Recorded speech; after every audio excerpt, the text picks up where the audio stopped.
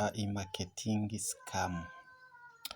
Bonjour à tout le monde, vous êtes branchés sur Tumenye TV, une chaîne YouTube où passe de nombreuses vidéos en rapport avec comment générer de l'argent en ligne. Aujourd'hui, nous allons parler encore une fois d'AI Marketing. Oui, AI Marketing Scam.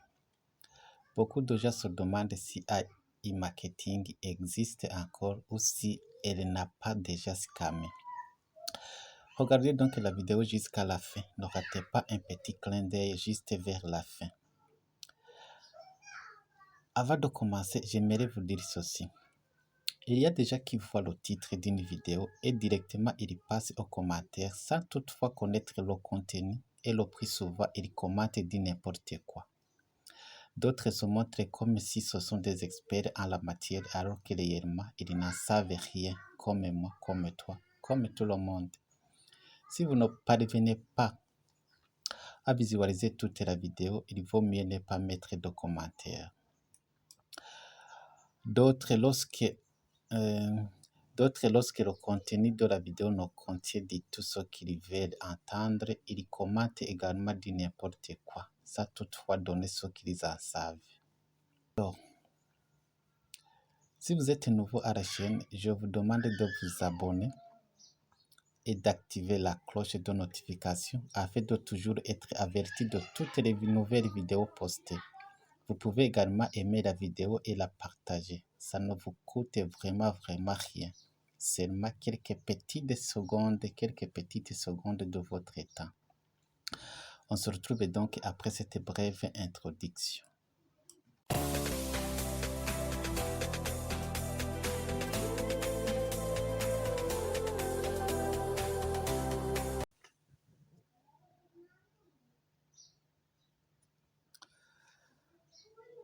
C'est toujours la vidéo sur AI Marketing Scam. La vidéo d'aujourd'hui commence par une question, une petite question. Une question que seuls les programmeurs peuvent répondre.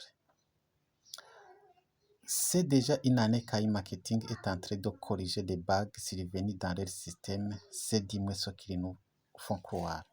Alors, quel est ce genre de bugs qui peuvent prendre toute une année pour être corrigés par des experts en programmation qui disposent AI Marketing?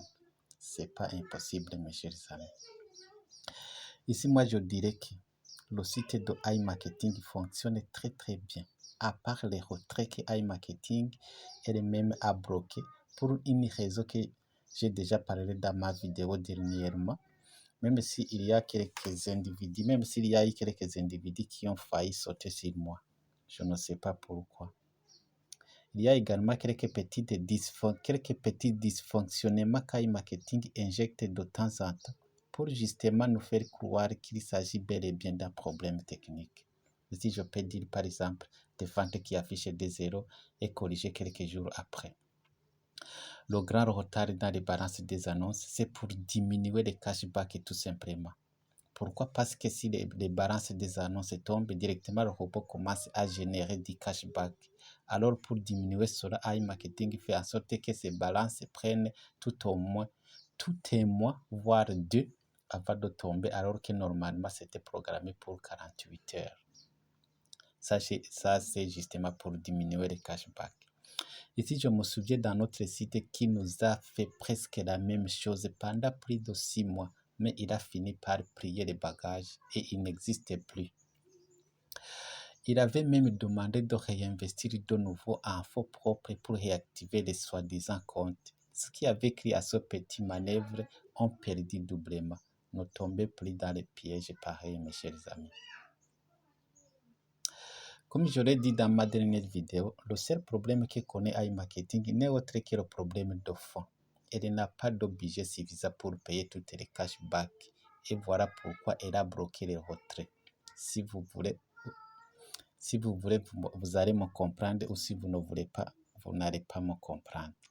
Et si vous n'êtes pas nouveau dans les business pareils, vous savez très bien que tous les sites d'investissement bloquent d'abord les retraits avant de partir. Et c'est ce que AI Marketing est en train de faire. Par la grâce de Dieu, elle peut réouvrir l'onglet retrait, mais je ne le pense pas. Alors ici, des scénarios sont à prévoir. Premièrement, soit iMarketing peut continuer dans ce petit jeu pendant encore un moment avant de fermer complètement son site. Deuxième scénario, soit iMarketing peut nous demander de réinvestir en fonds propres, c'est-à-dire pas de top-up, et nous disant que c'est la seule condition pour pouvoir débloquer le retrait, et si encore des scénarios sont à prévoir. Je répète ce deuxième scénario.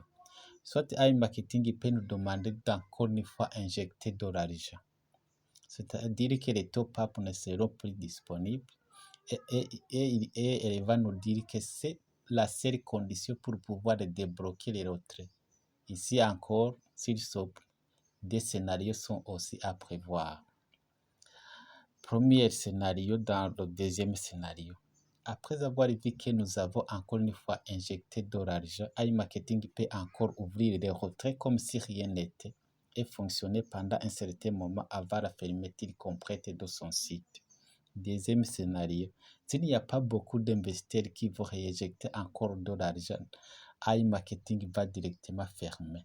C'est comme ça que ça fonctionne. Si vous ne le saviez pas encore, tout le site d'investissement, y compris iMarketing, ferme lorsque les retraits deviennent de plus en plus supérieurs aux investissements nouveaux. Je pense que vous me comprenez ici.